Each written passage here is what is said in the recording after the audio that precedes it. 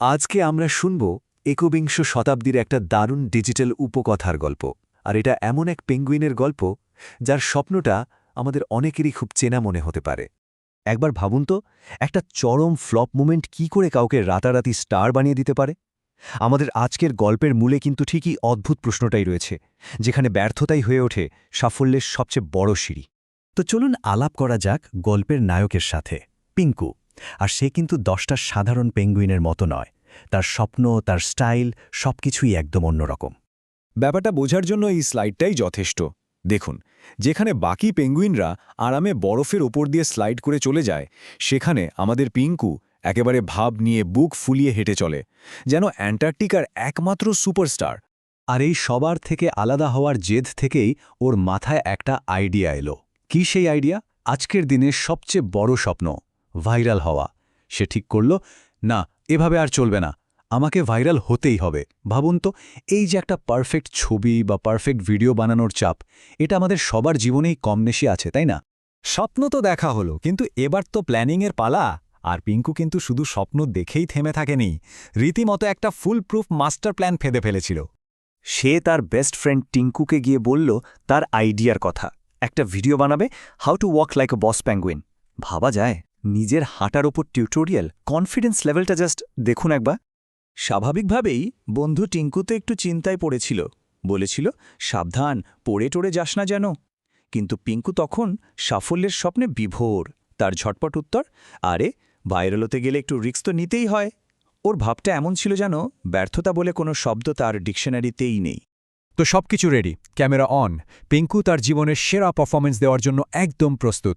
কিন্তু স্ক্রিপ্টের জীবনের বাইরে নিয়তির স্ক্রিপ্টটা তো সবসময় একটু অন্যরকম হয়, তাই না? আর অ্যাকশন, ভিডিও শুরু হলো। বরফের রাজ্যে তখন পিন ড্রপ সাইলেন্স। পিঙ্কু তার সিগনেচার বস ওয়াক শুরু করেছে। বুক চিতিয়ে এক একটা পা ফেলছে যেন স্লো মোশনে। ভাইরাল হওয়ার স্বপ্নটা তখন একদম হাতের মুঠোয়। কিন্তু ঠিক যখনই সে ক্যামেরার দিকে তাকিয়ে একটা ভাব মারতে গেল, হঠাৎ চপ্পরুরুরুর, মানে একটা মুহূর্তের জন্য মনে হলো যেন গ্র্যাভিটি নিজেই পিঙ্কুর সাথে একটু মজা করার সিদ্ধান্ত নিয়েছে। পা দুটো উপরে ডানা বনবন করে ঘুরছে, আর মুখের ওই বস ভাবটা উধাও। তার বদলে ফুটে উঠেছে একরাশ বিস্ময় আর আতঙ্ক। সোজা গিয়ে পড়ল বরফের ওপর। তার পারফেক্ট বস ওয়াকের যে এমন একটা ঐতিহাসিক পতন হবে, কে জানত। ব্যাস, পিঙ্কুর ভাইরাল হওয়ার নিখুঁত প্ল্যান বরফের সাথে একেবারে মিশে গেল। কিন্তু মাঝে মাঝে যেখানে একটা গল্প শেষ হয়, সেখান থেকেই তো আর একটা আরও সুন্দর গল্প শুরু হয়। পিঙ্কু যেখানে স্লাইড করে গিয়ে থামল, তার সামনেই দাঁড়িয়েছিল মিমি। পিঙ্কুর এই করুণ অবস্থা দেখে মিমি মুখ টিপে হেসে জিজ্ঞেস করল, তো এটা কি ভাইরাল হওয়ার চেষ্টা ছিল, নাকি স্রেফ আমাকে ইমপ্রেস করার জন্য এমন নাটক? লজ্জায় লাল হয়ে বরফ ছাড়তে ছাড়তে পিঙ্কু কোনোরকমে বলল, দুটোই হলে কি খুব ক্ষতি হয়ে যাবে? তার এই কাঁচা সৎ উত্তরটাই হয়তো মিমির মন ছুঁয়ে গিয়েছিল। তাহলে শেষ পর্যন্ত কি হলো? পিঙ্কুর মাস্টার প্ল্যান তো একেবারে ফ্লপ। তাহলে সাফল্যটা এলো কোথা থেকে? চলুন দেখি এই ব্যর্থতার মধ্যেই কিভাবে আসল জ্যাকপটটা লুকিয়েছিল। এখানেই গল্পের আসল হিরো হয়ে উঠল টিঙ্কু। সে পুরো ঘটনাটা, বিশেষ করে ওই দর্শনীয় পতনটা, একটুও এডিট না করে সোজা আপলোড করে দিল।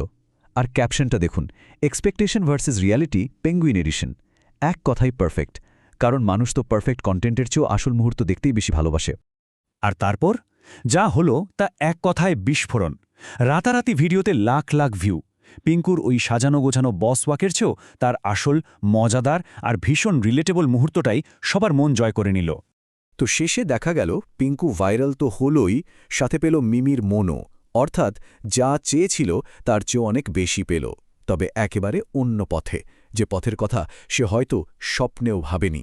পিঙ্কুর এই গল্পটা আমাদের একটা জরুরি কথা মনে করিয়ে দেয়, তাই না?